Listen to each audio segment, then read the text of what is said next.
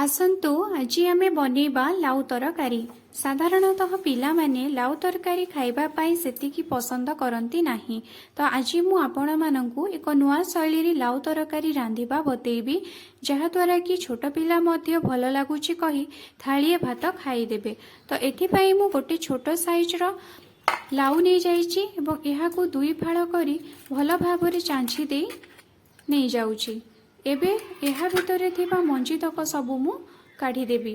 जदि आपणक लाउरे मंजी अछि ताहेले आपण मंजी तक काढ़ी फिंगी देबे एवं जदि आपणक लाउरे मंजी नाही ताहेले आपण याकु छोट छोट खंडरे काटिबे। देखंतु एबोली भाबरे मो मंजी तक सबु काढ़ी नै फिंगी दउची। लाउ तक सबु काटी देइची। एहा सहित मु गोटे आलू एवं 2 मुठा हरड डाली नै जाईची। एबे आमे प्रेशर कुकर बसैबा एवं सेथिरे गोटे ग्लास पानी देबा एवं आवश्यक अनुसार हलदी गुंड एवं लूण पकेबा। ता सहित आमे काटी रखिथिबा आलू एवं लाउ को मध्य पकै देबा एवं जो 2 मुठा हरड डाली नैथिबा ताकू मध्य भल भाबरे धोई देई एथिरे पकै देबा एवं एहा उपरे घोडणी देई 6 सीटी आसीबा पर्यंत एहाकू गैस रे बसई छाड़ी देबा। 6 सीटी आसीबा परे गैस फ्लेम को बंद करी देबा। एहा मध्यरे आमे एक मसला प्रस्तुत करिनाबा।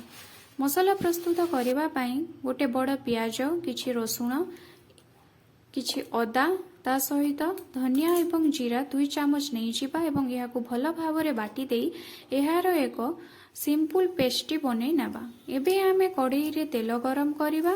सेतिरे आमे जो बाटी रखिथिबा मसला को पकेई देई सेथिरे हळदी गुंड, लूण, लंका गुंड पकेई एहाकू भल भाबरे आमे कसिबा। मसला कसिबा मध्यरे सेथिरे किछि दालचीनी एवं स्टार ओनियंस मध्य पकेई देबा एवं एहाकू भल भाबरे आमे कसी चालिबा। मसला जेतेबेले पूरा कसी हे जिवो एहा उपरे आमे किछि भृसंग पत्र एवं किछि गरम मसला गुंड पकेई देबा। पकेई सारिबा परे ता उपरे आमे जो सीझा हरड डाली, लाउ एवं आलू रखिथिबा से सबको पकेई देबा एवं आवश्यक अनुसार पानी देई देबा और फुटिबा पर्यंत छाड़ी देबा।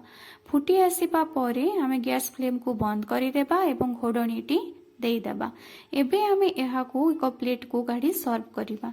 देखिबे छुआ माने भल लागुची बोली कही आहुरी अधिक आपणकू मांगी खाई देबे।